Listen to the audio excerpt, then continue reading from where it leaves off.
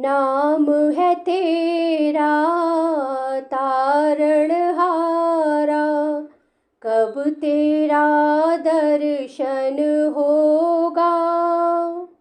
जिनकी प्रतिमा इतनी सुंदर, वो कितना सुंदर होगा। इस जगत के देवताओं के विषय में भ्राम धारणा है और विद्वता का दंभ करने वाले अल्पज्ञ मनुष्य इन देवताओं को परमेश्वर के विभिन्न रूप मान बैठते हैं।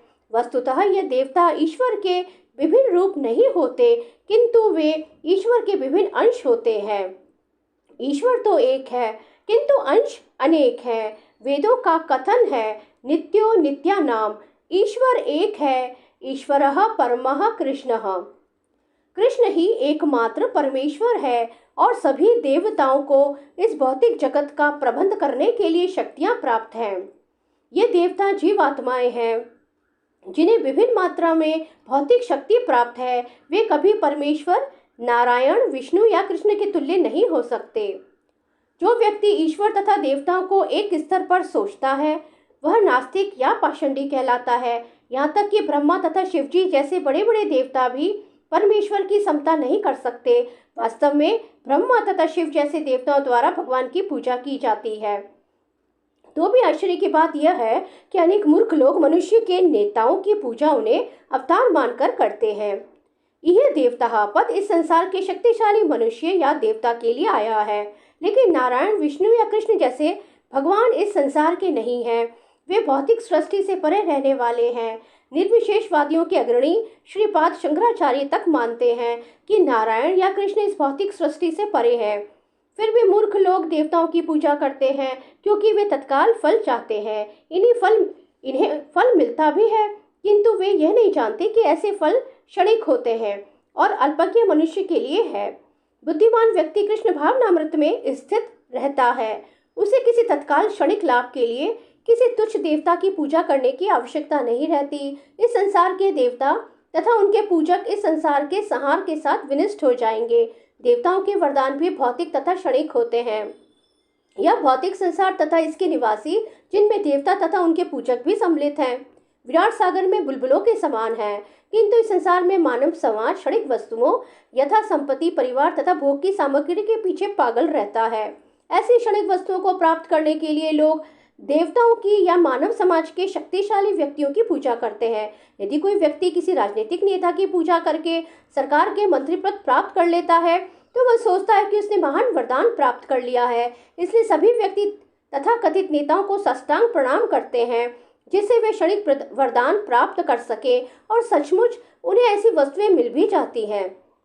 ऐसे मूर्ख व्यक्ति इस संसार के कष्टों के स्थायी निवारण के लिए कृष्ण भावनामृत में अभिरुचि नहीं दिखाते। वे सभी इंद्रिय भोग के पीछे दीवाने रहते हैं और थोड़े से इंद्रिय सुख के लिए वे शक्ति प्रदत्त जीवों की पूजा करते हैं जिन्हें देवता कहते हैं। भगवान प्रत्येक वस्तु के सृष्टा है।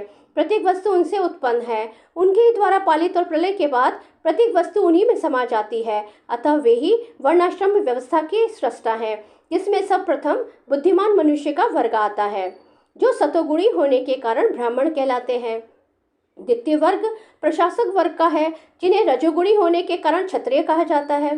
वणिक वर्ग या वैश्य कहलाने वाले लोग रजो या तमोगुण के मिश्रण से युक्त होते हैं, और शूद्र या श्रमिक वर्ग के लोग तमोगुणी होते हैं। मानव समाज के 4 विभागों की सृष्टि करने पर भी भगवान कृष्ण इनमें से किसी विभाग वर्ण में नहीं आते, क्योंकि वे उन बद्ध जीवियों में से नहीं हैं जिनका एक अंश मानव समाज के रूप में है। मानव समाज भी किसी अन्य पशु समाज के तुल्य है, किंतु मनुष्य को पशु स्तर से ऊपर उठाने के लिए ही उपयुक्त वर्णाश्रम की रचना की गई है, जिससे क्रमिक रूप से कृष्ण भावनामृत विकसित हो सके। किसी विशेष व्यक्ति की किसी कार्य के प्रति प्रवृत्ति का निर्धारण उसके द्वारा अर्जित प्रकृति के गुणों द्वारा किया जाता है। गुणों के अनुसार जीवन के लक्षणों का वर्णन इस ग्रंथ के 18वें अध्याय में हुआ है, किंतु कृष्ण भावना भावित व्यक्ति ब्राह्मण से भी बढ़कर होता है। यद्यपि गुण के अनुसार ब्राह्मण को ब्रह्म या परम सत्य के विषय में ज्ञान होना चाहिए, किंतु उनमें से अधिकांश भगवान कृष्ण के निर्विशेष ब्रह्म स्वरूप को ही प्राप्त कर पाते हैं। किंतु जो मनुष्य ब्राह्मण के सीमित ज्ञान को लांघ कर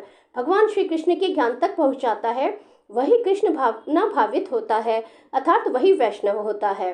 कृष्ण भावनामृत में कृष्ण के विभिन्न अंशों यथा राम, नरसिंह, वराह आदि का ज्ञान सम्मिलित रहता है। और जिस तरह कृष्ण मानव समाज की इस चातुर्वर्णी प्रणाली से परे है, उसी तरह कृष्ण भावना भावित व्यक्ति भी इस चातुर्वर्णी प्रणाली से परे होता है, चाहे हम इसे जाति का विवाह कहें, चाहे राष्ट्र अथवा संप्रदाय का। श्री कृष्ण शरणम मम, श्री कृष्ण शरणम मम, श्री कृष्ण शरणम मम।